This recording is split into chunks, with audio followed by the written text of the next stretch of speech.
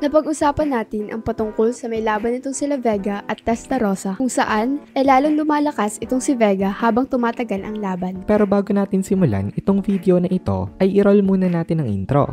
Hello everyone and welcome to my channel, ang inyong source ng Tagalog na Tansura Contents. Sa channel na ito ay pinag-uusapan natin ang mga nangyayari sa may Tansura universe. So without further ado, let's get into the video. So naisense nga nitong si Testarossa ang malaking danger na dala nitong si Vega. Kaya kahit nadadala na siya ng kanyang emotions dito, nagpigil pa rin siya. Then, nagsalita itong si Vega. Sabi niya, sa ngayon daw parang hindi na makapaghintay itong si Feldwayson. Kaya tatapusin niya na daw itong kanilang laban. Ipapakita niya daw kay Testarossa ang kanyang best move para mamatay daw ito in despair. After sabihin ito nitong si Vega, sunundan niya ito ng malakas na tawa. Tapos ini-unleash niya ang isang power na ngayon niya lang rin tutunan. Ito na daw ang beginning ng kanilang nightmare. Nagsalita itong si Vega na mag-awaken daw itong mga evil dragon spawn niya. Sobrang confident dito itong si Vega to the point na nakababa ang guard niya ngayon habang ina-awaken niya itong mga ito. Dahil si tingin nga nitong si Vega, wala na talagang match sa kanya itong si Testarossa. Pero kahit nakababa ang guard nitong si Vega, hindi basta-basta sumugod itong si Testarossa dito. Dahil malaki daw ang chance na isang trap lang ito. Kaya calm niya siya na nag-prepare at nag-analyze ng mangyayari. Sa palad nitong si Vega, meron lumabas na aura. At ang aura na ito kumain sa lahat ng mga dead bodies ng mga namatay ng mga soldiers. Hindi lang mga soldiers, pati mga magins na sobrang strong enough bumagsak rin sa may lupa. Ang iniwasan lang na maapektuhan nitong si Vega dito itong si Prince Elric. Pero the rest inalaw niya na mag-suffer sa kanyang powers. Kaya nag-order agad kay Moss itong si Testarossa na i-gather daw nito lahat ang kanilang mga kasama. Nagmadali naman itong si Moss na sumunod dito. Tinawagan niya itong sila Bonnie at pinalapit niya ito sa location nitong si Masayuki para madamay itong mga ito sa kanyang protection. Pati itong sila Venom at Shen ay nag-gather din in one place. Kinabahan itong mga ito nung nakita nila kung anong nangyayari dahil ang mga patay na bodies at mga buhay na magins at soldier ay nag-merge together. Nag-transform itong mga ito into an evil life form na nag-e-emit ng napakabahong amoy. Maging itong si Rainer hindi exception. Kasama siya sa mga nilaman nitong magic nitong si Vega. Nagsalita itong si Rainer. Nagmakaawa siya dito sa tinuturing niya na kuya at nagtanong siya kung bakit pati daw siya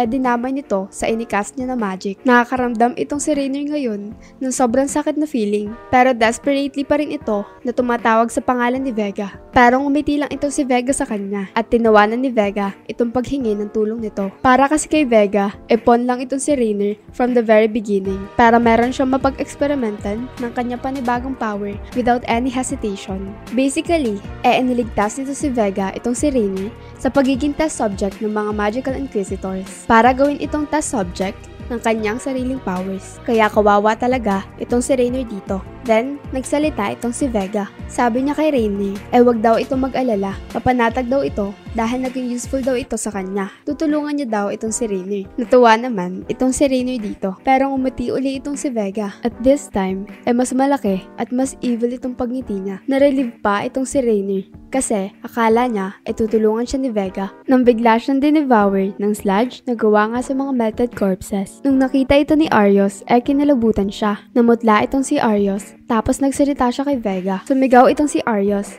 at sabi niya, baka daw iniisip rin itong si Vega na gamitin siya bilang test subject. Then, ngumiti rin itong si Vega dito at sumagot siya kay Arios na tama daw ito. Sumigaw naman itong si Arios sa sobrang galit niya kay Vega. Sabi ni Arios, hindi niya daw mapapatawad itong si Vega dahil dito. Hindi daw porket ito ang leader ng Seven Angels, may karapatan na itong maging tyrant sa mga under niyang members. Masyado daw itong naging tyrant. Galit na galit itong si Arios, pero wala na siyang magawa.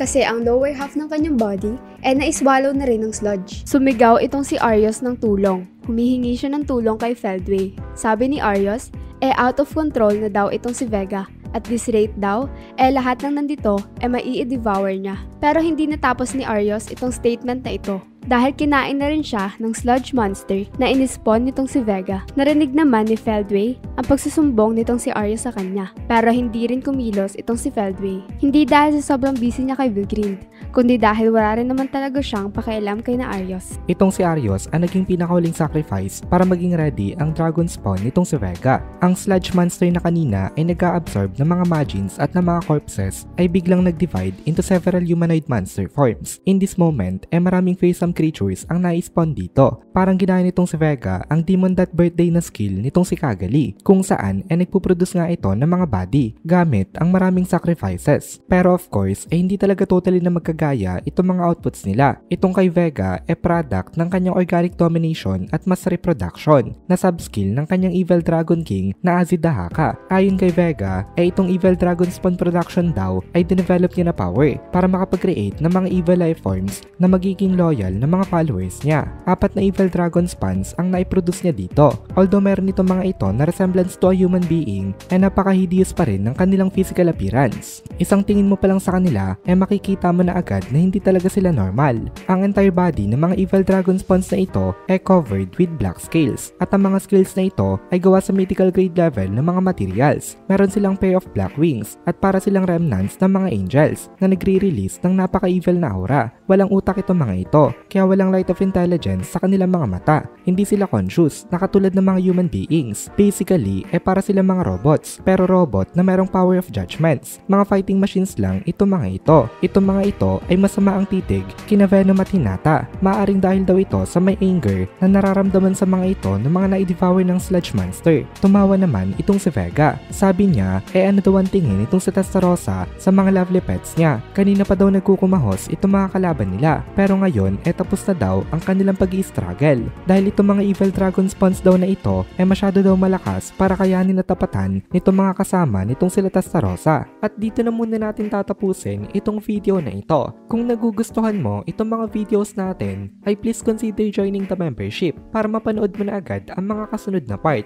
dahil palaging advance ang ating mga members. Also, ay please consider leaving a like at mag-comment ka na din para ma-boost naman tayo ng algorithm.